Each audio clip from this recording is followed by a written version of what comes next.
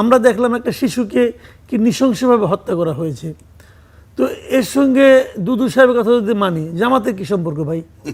আপনাকে দায়িত্ব দেওয়া হয়েছে, আপনি পারেন নাই, আপনার সরি হওয়া উচিত, আপনার লজ্জিত হওয়া উচিত। সেটা তো হচ্ছেই না, আপনি আরেকজনের উপর দায় চাপাচ্ছেন।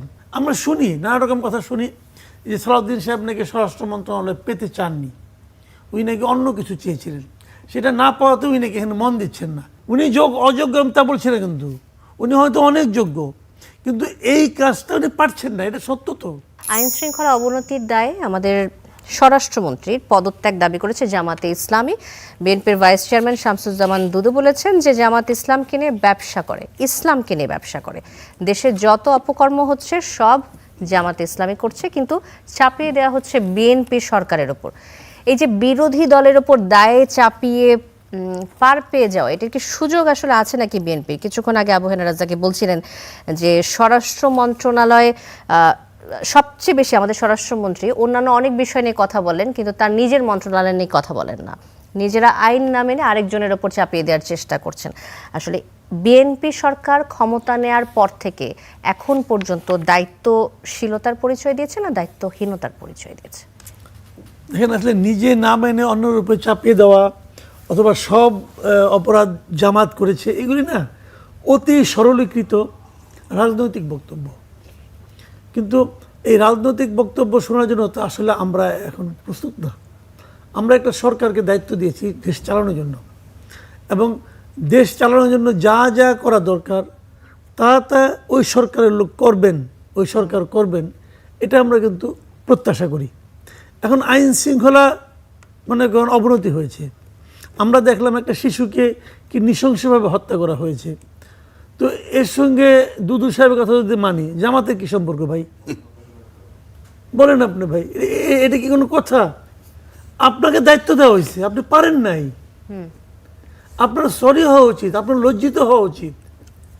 সেটা তো হচ্ছেই না, আপনি আরেকজনের উপর দায় চাপাচ্ছেন। তো এগুলো তো ভাই ভালো না। শুনুন, আমি একটা ব্যাপারটা বলি আপনাকে, আপনি কি করছেন, আপনি কি বলছেন, এ সবই কিন্তু থেকে যাচ্ছে, মানুষ সব দেখছে। আপনি যদি মনে করেন মানুষ কিন্তু দেখছে না, মানুষ ভুলে যাবে, আমি যেটা বলবো মানুষ এটাই বিশ্বাস করবে, ভাই সেই দিন তো নাই।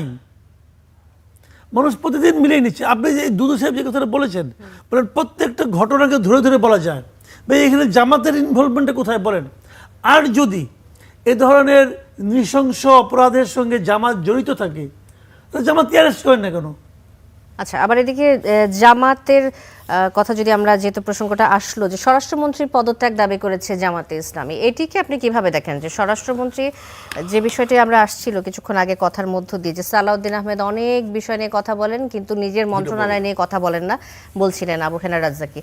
এখন স্বরাষ্ট্রমন্ত্রীর পদত্যাগ দাবির মধ্য দিয়ে কি দেশের আইন শৃঙ্খলা রক্ষা করা সম্ভব? আসলেই কি সব নিয়ন্ত্রণে আনা সম্ভব? তাহলে মানুষ কার কাছে চাইবে?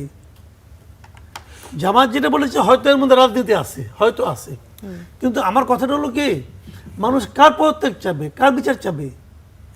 আমি ধরেন, আমি একটা উদাহরণ দিয়ে বলি, আপনার বাড়িতে আপনি 2-3 জন গার্ড রাখছেন, তাদের কাজ হলো নাইটে আপনাদের গার্ড দিবে, নাইট গার্ড রাখছেন।